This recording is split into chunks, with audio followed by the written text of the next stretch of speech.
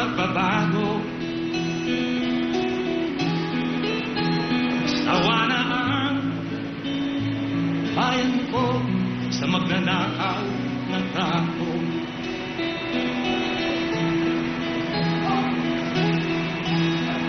Ladies and gentlemen of the press, please welcome the President of the Philippines, President Rodrigo Roa Duterte. Sa piling mo, di ko mawawala ang korupsyon.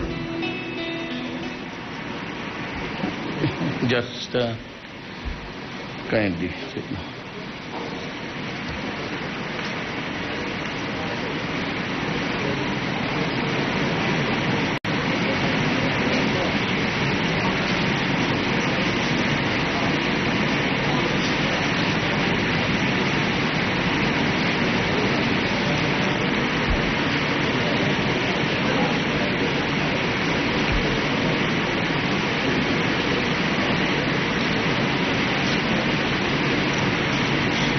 Distinguished co-workers in government, friends, ladies and gentlemen.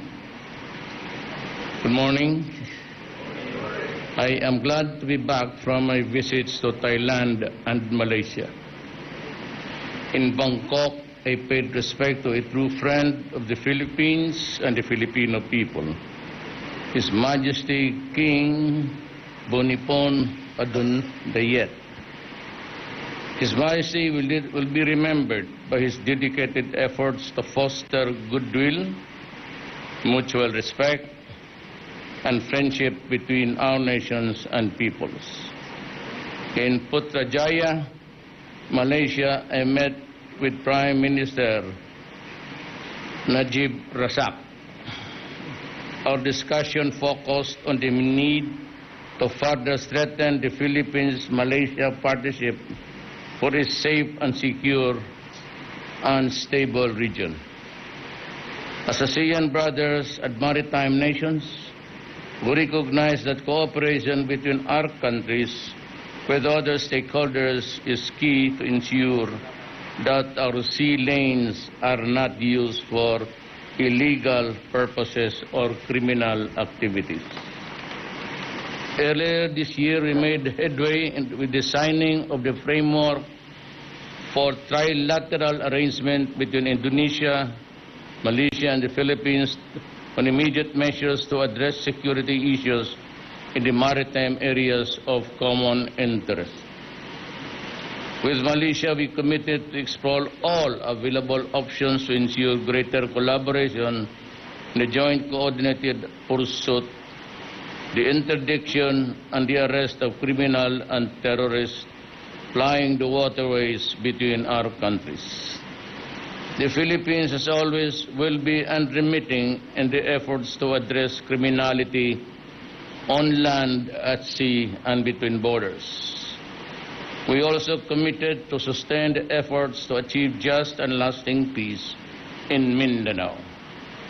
As we proceed with the implementation phase of our peace process, Malaysia will continue to play an important role. The Philippines is ready to work with Malaysia and all partners interested in securing for generations of the Mindanaoans and Filipinos a future free from fear and conflict. Malaysia continues to be a partner for growth and development. My message to business leaders is clear. The Philippines is open for business, and we will provide an environment that is conducive for industries to thrive. Business leaders expressed confidence in many of the opportunities for investment in the Philippines. They showed keen interest in infrastructure, mass transportation development, building of regional centers, joint ventures in agribusiness, halal certified products, and high-value post-harvest processing facilities. I tasked the Department of Trade and the industry to follow through and ensure trade and investment with our 10th largest trade partner as it continues to grow, and I refer to Malaysia.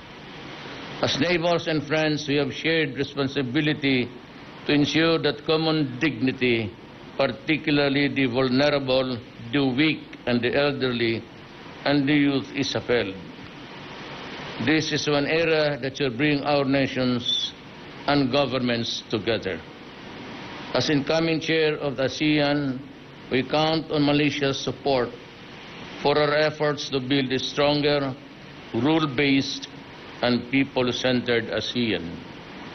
My visit to Malaysia showed that there are more areas of mutual interest that will bring our countries closer and make us work for the achievement of common goals. During these two visits, I strive to enhance our relation with our neighboring countries and explore more opportunities to further advance the best interest of our nation. As I have done in the past, I also met with the Filipino community in Malaysia. I was humbled by their warm welcome. I reassured them that government will utilize all the resources at its disposal to make our country safe and prosperous place for them to better appreciate and experience once they finally come home to reunite and live with their families. Maraming salamat po. I can take a few questions. The first question, Mr. President, is from Jem Avancenia of TV5. Good morning, Mr. President. Welcome po. Sir, napag-usapan niyo ba ng Prime Minister ng Malaysia yung about sa MRT project nila for the Philippines? And kumusta ho yung meeting? Ano pa ho yung mga napag-usapan niyo? Well, most would really be focused on infrastructure, pati agribusiness. Lahat yan, and there's a lot of projects on deck. So I would say that it would keep our country busy in the coming months. But by the way, I have to remind you that if there will be a lot of projects on the streets, there will also be commotion and sometimes derailment of the traffic situation. But I said that is just a warning, and people will continue to complain, but then wala namang libre dito. There's always a drawback. But I'm sure that with the implementation in the coming year, and I would place it that maybe next year early, Kasama we na ho would have dito seen yung, the developments. kasama na ho yung sa MRT project nila po, ano? Kasama ho yun. Yan ho ang mauna that talaga because it involves mass transport, moving people. How about po dun sa, may plano ho ba sila to invest on palm oil? Ang tagal na nga yan eh. Problem actually, let me be very frank. Noong may pumasok na dito, and as a matter of fact, they sent their agronomist, the guy who examines the soil for its appropriate plant. Ang nangyari sa pakibato, para wala na tayong bulahan dito, is the Malaysians were ready at the time, and after a positive findings sa suitability sa soil, what happened is that suddenly ang mga NPA, alam na yung banners nila everywhere, just simply no to palm oil. And I asked them, bakit? Sabi daw ng mga expert, ang problema kasi nitong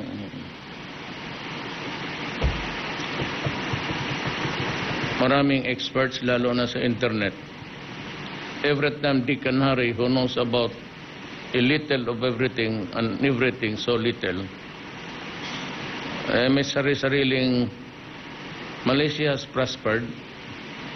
It has not lost its moisture or water. Hindi ko talaga malaman na kung bakit. Ako naman, even with my assurance, for as long as there is always the threat, then we cannot do anything. Ganon no ang nangyari dyan, ma'am. But they will try again, and again I will make sure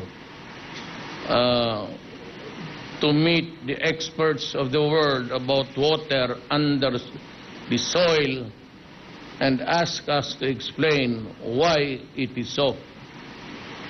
Kasi yung sa Agusan banda, Tingis del Sur, matagal ng palm oil dyan sa ano, it has proven to be a good source of revenue and a source of livelihood for the people there. To delay based on something which is not really accepted by everybody and to the detriment also of government plans to alleviate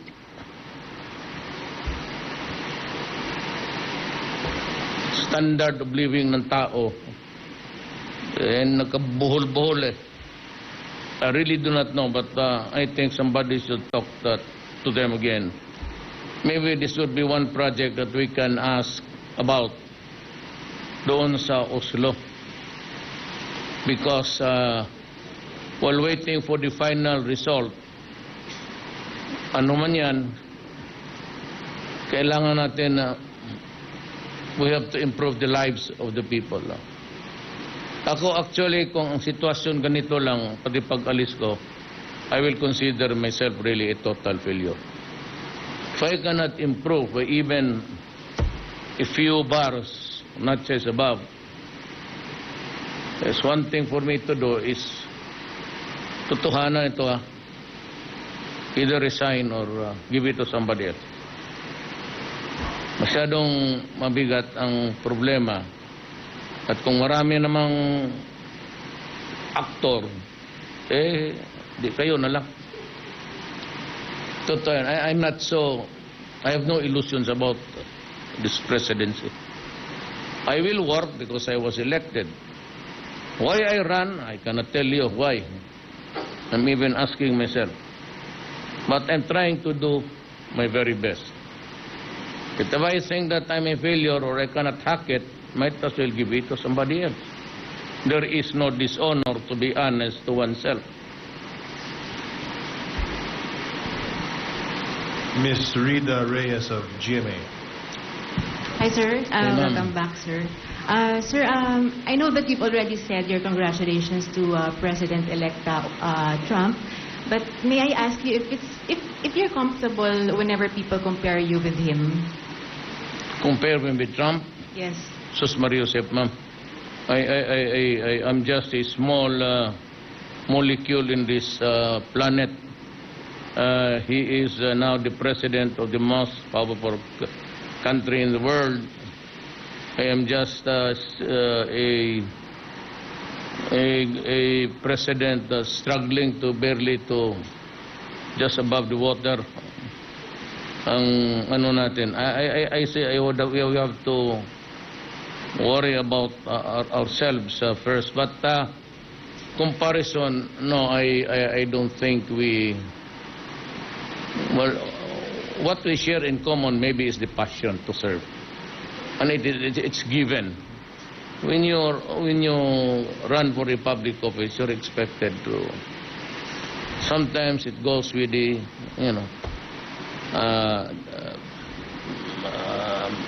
sama loob mo, despondent at times, sometimes just plain, well, maybe tired. But most of the time, it is always hindi kontento kung I have to push more. Sir, what is your anticipation of the expected change in foreign policy that will be implemented by the incoming U.S. President? No, I will pursue what I've started. I am not into the habit of reneging on my word. And my partnership with China and the rest of the ASEAN remains. I will sail the state of the nation and it should be pushed by the wind of self-interest only. Sir, last The question. self-interest of our nation. Last question for me. Have you committed to attending the APEC next week? That's I've been talking about it in the airplane. It's a long way across the globe. It's a long haul, and it will kill you. By the time you reach I will decide. I ask,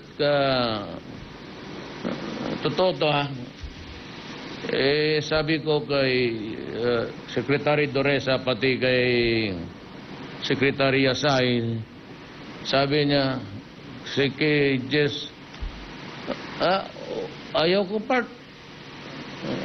Tapos sabi rin ni Jun Yasay, hindi pwede yan. Kailangan nandoon ka.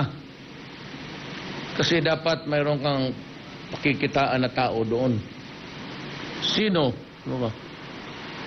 May binigay siya na pangalan. So, Is it going to be the outgoing president, sir, of U.S.? who? Is it going to be President Obama for a possible bilateral meeting?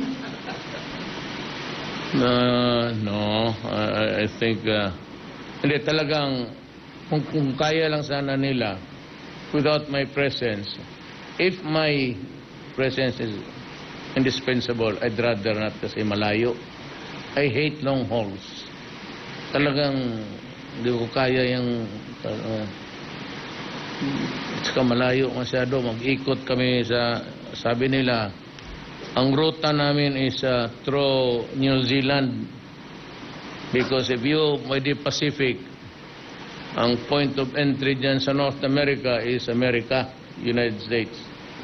Ang exit mo could be Kennedy Airport, New York, or Miami. Wala akong nakikitang view doon. Mas yung Auckland, maybe then, ang problema, baka magtuloy-tuloy yang sa South Pole. Sila na lang muna mauna doon kasi malamig. Well, really, I said, just a joke. Alam mo, pagka gano'n, naano talaga ako kasi ang, diba, bunga ako, haluan talaga ng, hindi ko ba sinasadya. Pero, it's actually the long haul that worries me. Thank you, sir. Ruth Dumandan of RGMA. Morning, President. I'd like to ask your stand or your position on the coconut levy fund. It should be returned to the people. The law is actually clear. There is a committee composing of the executive department, tapos yung Congress, at saka a few representatives from the private sector. My position is very clear noon pa. I want the money returned immediately to the people. But the problem is, ang decision nagsabi, you cannot determine anymore the many coconut farmers who were affected at the time or who were prejudiced. So ang ginawa, the court, Supreme Court made some suggestion of how to go about it. Improving the quality of the coconuts, funding projects related to the coconut industry. Pero yung pera, medyo malabo na yun. The Supreme Court said so. Pero kung sa uli, I want it returned by way of building institutions, agencies that would enhance the coconut industry. Asap ako dyan kasi pera ng tao yan. Pati kami nag-contribute dyan sa levy na yan. Yung pamilya namin. Okay. My mother's coconut, not ours. Okay, second question, I'd like to follow up on Trump. President, how do we foresee relationship Philippines and America with Trump's administration? Would As it be is. friendly As is, we are friends with an ally. We have an RP-US military pact that was 1954, I think, vintage. That would bind us in the matter of saying whether or not you side with this or that. But I do not foresee any war in the next 100 years.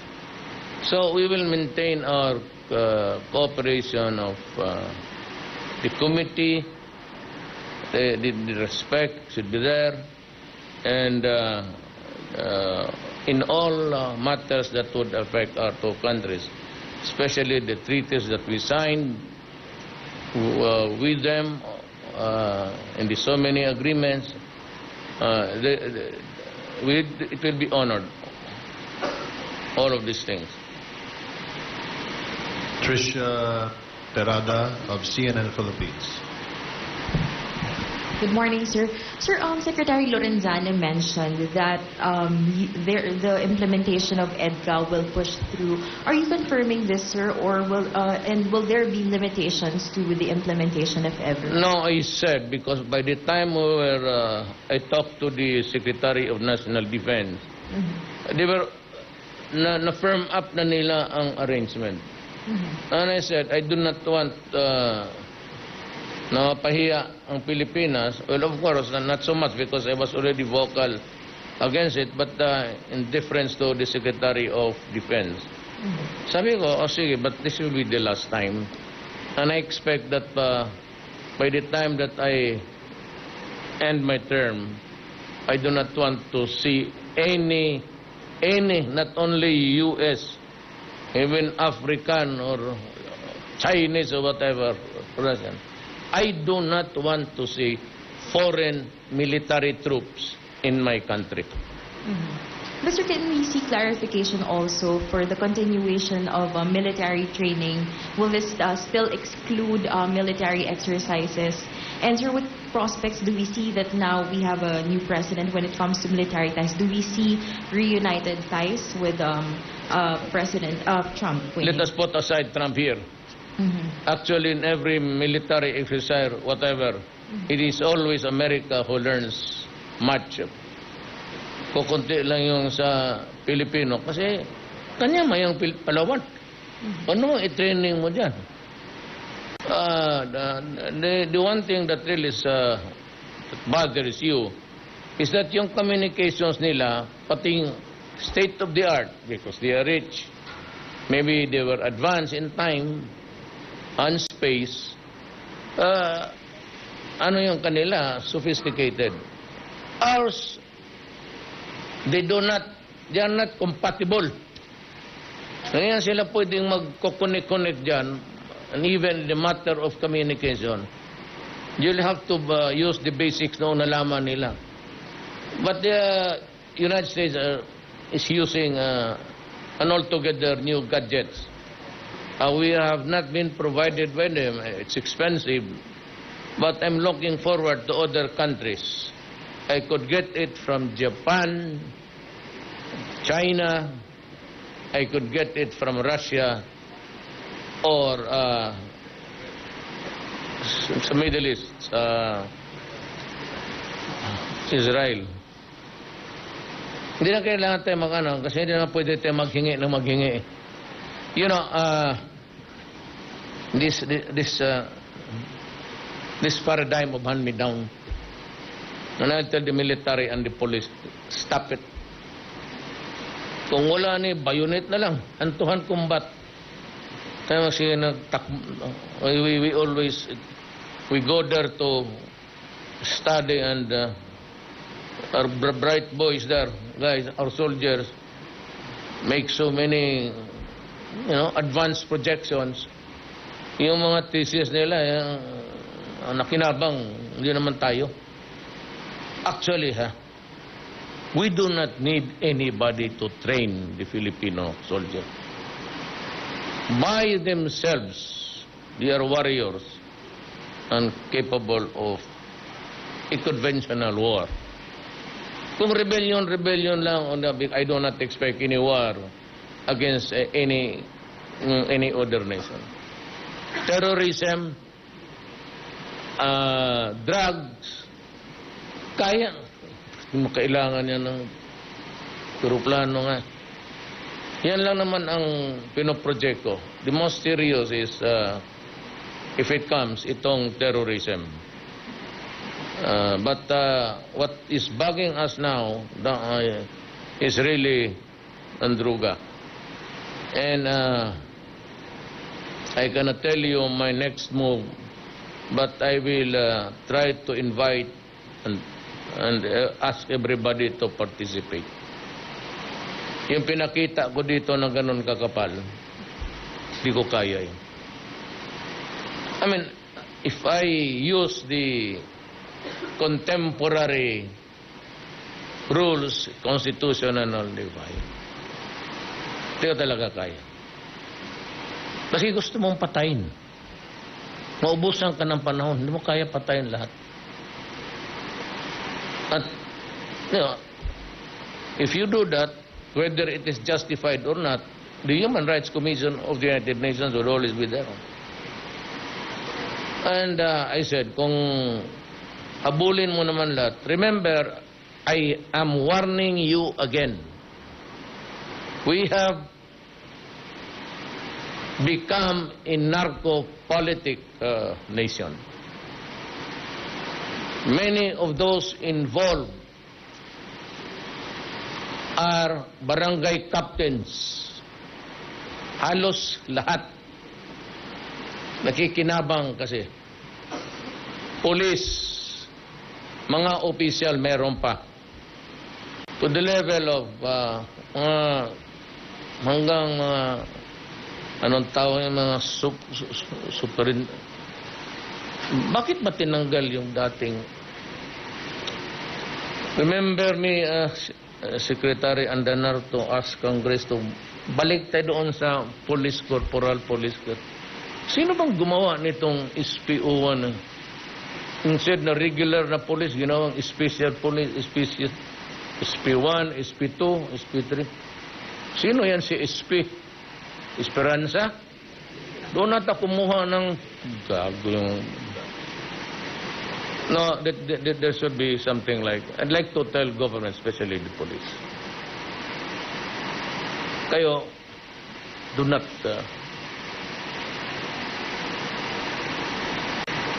ayaw ko lang masaktan kayo. But may ano talaga kayo.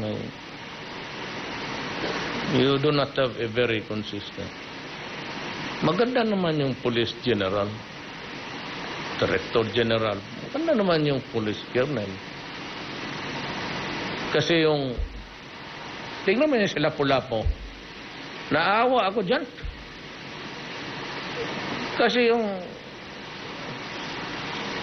siya sa... Signia ba yan? Hindi nga ako nakatapos ng ROTC. Kaya ang gano'n eh. Baga, ito ngayong bagong Director General, sila Lapu-Lapu nakaganon. So, bilhin na naman sila ng bagong patch. Pagpasok ng ibang Director General, another administration, sila Lapu-Lapu, muhat siya na. Nakaganon na.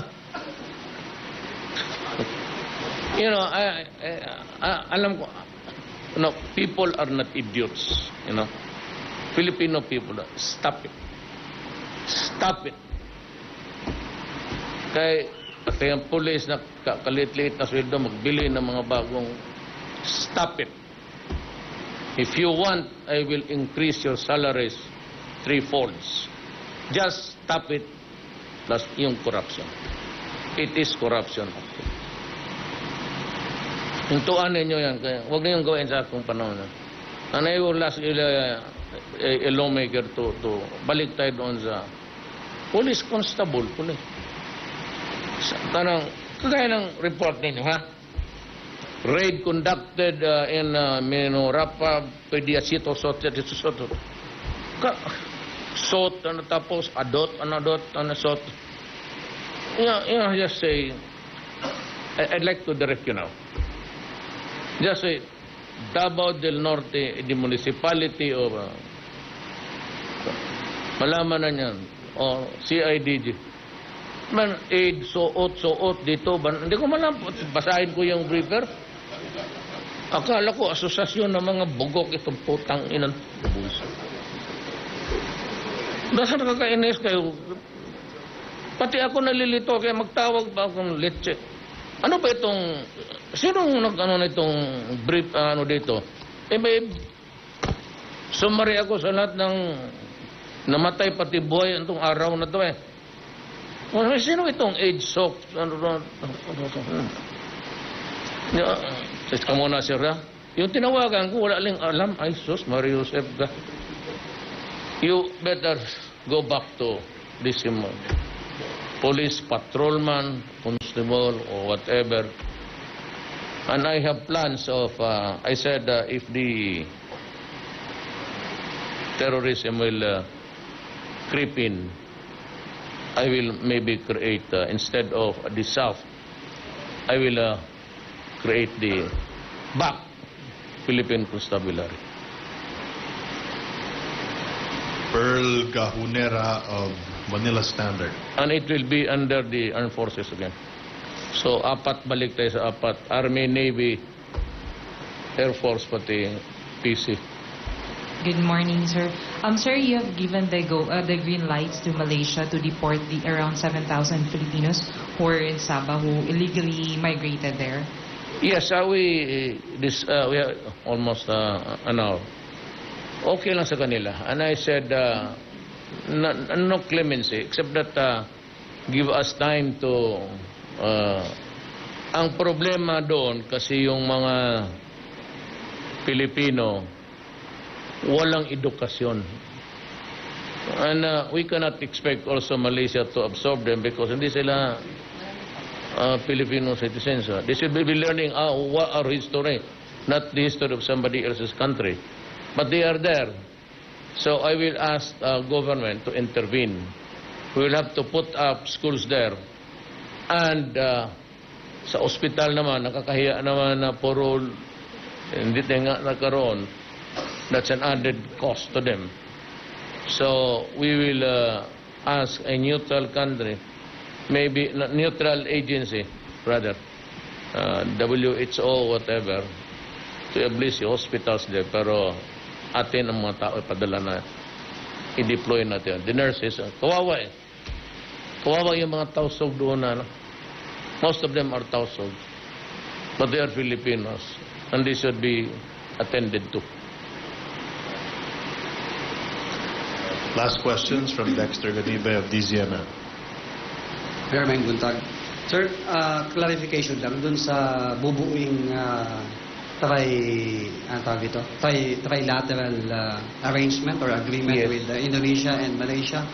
Paano po ang maging system nun kung may hahabulin na mga kidnappers or Abu Sayyaf coming from Malaysia or Indonesia at papasok sa teritoryo? Paano po yung arrangement natin dun? I cannot talk about it kasi the Defense Secretary of our country and the Ministry of Defense of Indonesia and Malaysia have yet to firm up something there. And it would be good not to discuss it. Even if there's already one existing, I would rather beg off. Okay, sir. Thank you very much. Any more questions? That would be all, Mr. President. Ikaw, meron ka pa? Rita. No? Malgan. Ramihan mo para newspaper na naman tayo dito. Sir, last question po talaga. Sir, in today's Senate hearing on the killing of Mayor Espinosa, the senators are convinced that what happened was premeditated. And the Murder, you mean? Rabaut? yes, the Yes, murder. And apart from that, Kerwin Espinosa will be fetched in Abu Dhabi to come back in the Philippines. And he has in 14 plenty to days. tell. Yes, Yeah. according to him. How does the government plan to provide him with the security that he needs and his request for to be provided assistance? I think there's a team of an NBI plus the two other officers of the PNP. I'm sure, I guarantee you, he will be brought Takot ka, baka ihulog dyan pag uwi sa Pacific. Buksan mo pa yung porta dyan. No, he will be repatriated. I'm sure of that. They are just working. It's not that easy to extract a guy na illegal doon, tapos dalhin mo. Yeah, there are rules to be followed. But he will be back to face the charges. Now, yung dito sa Senate, let me state my case as the Chief Executive of the Executive Branch. I believe in the version of the police. If they have evidence to prove otherwise, then a case should be filed against the police. But as I have said before, right at the start, very early on sa administration ko, I will protect and I will support the police in this drive against Shabu. As I have said, we have become a narco-politic state. It is my sworn duty to preserve the generation. It is my sworn duty to see to it that we do not slide just like the other countries of the world, particularly Latin America. So walang dapat ikatakot ang mga polis. Suportado ko sila. At kung sabihin nila bakit si Duterte sinusuportahan yung polis, natural. Utos ko yun eh. The fight against drug is mine. It was not somebody else's order. I pushed the police to the limits. And as a matter of fact, if anybody should go to prison, I should be the one. Ako ang nag-utos eh. So I assume full legal responsibility. Akin yun. So if I rot in prison, so be it. At least, ang pinangako ko sa inyo sa taong bayan, that I will stop corruption, I will stop drugs and criminality. And I said, if I lose the presidency, if it means going to jail, fine. What is important to me is my word of honor, na hindi tayo masisira as a nation. Because by then, it would be too late for everybody. Doon, mayor, nag-oath-taking sa umaga, pagkahapon, patay. Ang admiral sa Mexico, pinutulan ng ulo. Kasi ang humihirit doon yung Marines. Why? Because they have corrupted all of the police there. And the armed forces had to utilize another unit to do the job for the police. I will not allow that to happen in my country. So, it's actually mine. Huwag kayong tumutok sa police. Just wait for their explanation. Just wait for their version. In the meantime, if you run out of people to blame, look at me, because I was the one who ordered the war against drugs. I did not pronounce any police punitive action because that is why the armed forces are into it also. Same, they will have my protection, and I assume full legal and daily responsibility. Maraming salamat po.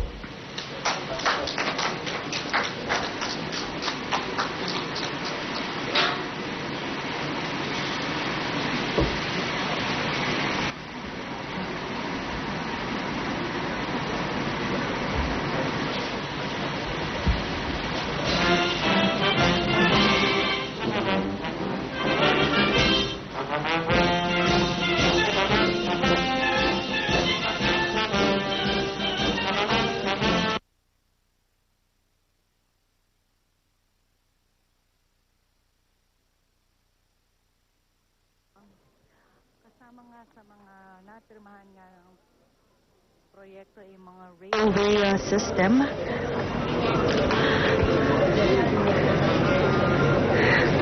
Gayon din na pag-usapan nila sa two-day visit ng Pangulo ang peace process. At kanina naman ay nabanggit ni Presidente Rodrigo Duterte nga ang mga partnership with Malaysia ay maraming inilatag. Gayon man, yung unilateral na pagtungkol nga sa mga terorismo ay nag-decline muna ang Pangulo na banggitin ito. Kanina naman ay itinanong kay Presidente ang kanyang pananaw patungkol nga kay President-elect US Donald Trump. Naan niya ay hindi niya maikukumpara nga ang kanyang sarili kay US President-elect Donald Trump. At ngayon ay kinakausap ng Pangulo ang kanyang mga cabinet secretaries, kasama niya sa mga dumalo or galing sa Malaysia ay si PNP Chief Ronald De La Rosa, DFA Secretary Yasay, at ang mga sumalubong sa kanya ay mga tataas na opisyal ng Armed Forces of the Philippines. Kanina naman ay naitanong din ng media sa kanya patungkol nga sa pagkapatay kay Mayor Alberta Rolando Espinosa at sa pagdinig nga kaninang or rather kahapon at kanyang susuportahan at siya'y naniniwala sa pulis. At sa ngayon naman ay patuloy niyang kausap si Chief Legal Secretary Panelo.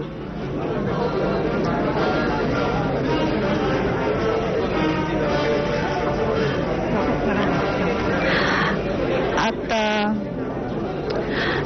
mamaya nga po ay inaasahan sa SMX si Presidente Duterte. Alas 4 ay siya magtutungo po sa National MSME Summit 2016 mamaya pong hapon, kung saan ay maraming tatalakayin nga patungkol nga sa mga small and medium enterprise natin. At mamaya po, matutunghayan niyo po yan sa PTV4 mamayang alas 4 ng hapon. At yan po ang special coverage mula rito po sa Davao City. Ako po si Waywaya Makalma.